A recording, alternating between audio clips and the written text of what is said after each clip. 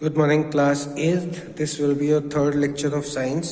बेटा ये साइंस का आपका थर्ड लेक्चर है जिसमें changes the direction of moving object के बारे में पढ़ने जा रहे हैं कि फोर्स आपका चेंज कर देता है डायरेक्शन भी मूविंग ऑब्जेक्ट का।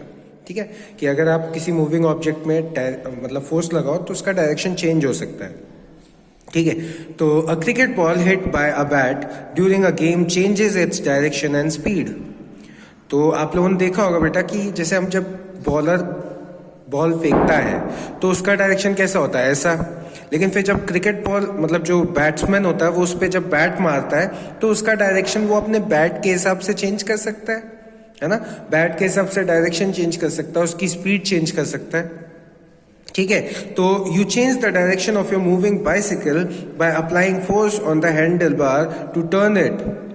तो उसके ऊपर से आप अपनी साइकिल का भी डायरेक्शन चेंज कैसे करते हो, हैंडल चेंज करके। मतलब उसका जो हैंडल होता है, जो हैंडल है आपके, ठीक है, हैंडल को कभी इधर मोड़ते हो कभी इधर मोड़ते हो तो उससे क्या होता है, आपका डायरेक्शन चेंज हो जाता है। ठीक है, तो फोर्स लगाना पड़ता है हैंडल को मोड़ने के लिए।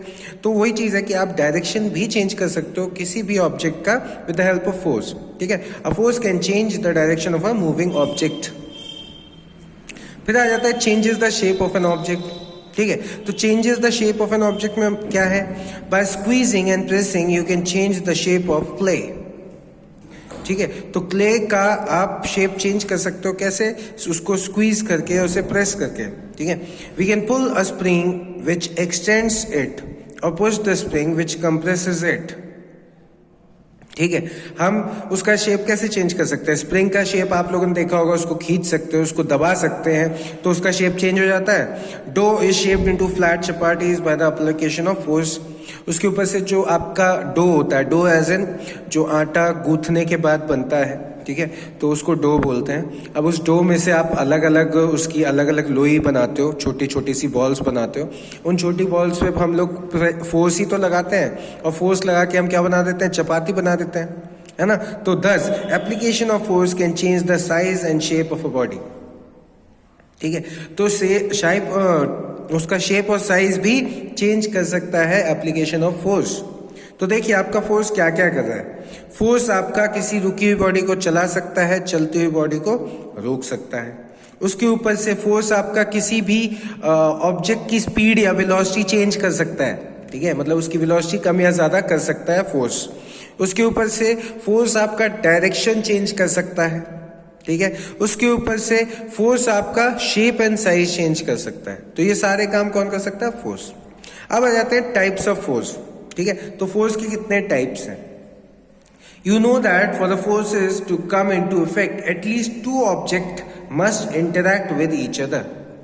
तो अगर आप चाहते हो कि भैया फोर्स लगे तो उसके लिए कम से कम दो ऑब्जेक्ट के बीच में जो होता है, दो ऑब्जेक्ट के बीच में आपका इंटरैक्शन होना चाहिए।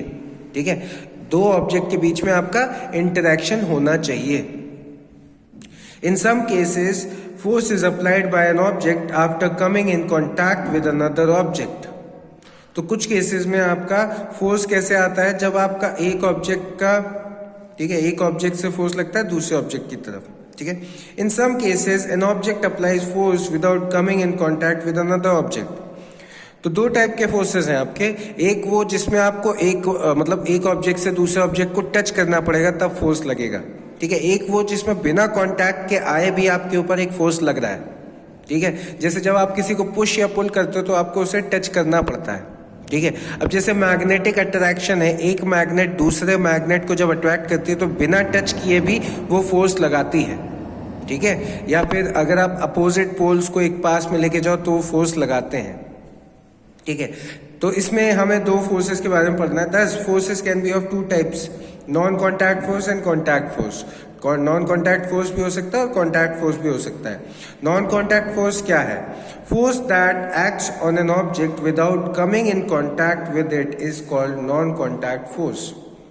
तो फोर्स वो वाला जो बिना कॉन्टैक्ट में आए इंटरैक्ट करता है, मतलब बिना किसी से कनेक्ट हुए फोर्स एक्ट हो रहा है, उसे हम नॉन कॉन्टैक्ट फोर्स कहते हैं। ठीक है, let's study about some non contact forces. हम नॉन कॉन्टैक्ट फोर्सेस के बारे में पढ़ने जा रहे हैं। तो इसमें सबसे पहला है आपका ग्रेविटेशनल फोर्स। ठीक है, कौन सा वाला बेटा, ग्रेविटेशनल फोर्स। तो ग्रेविटेशनल फोर्स क्या है, इसके बारे में बेटा हम लोग नेक्स्ट लेक्चर में पढ़ेंगे। इस लेक्चर में आपको बस इतना ही। Thank you class.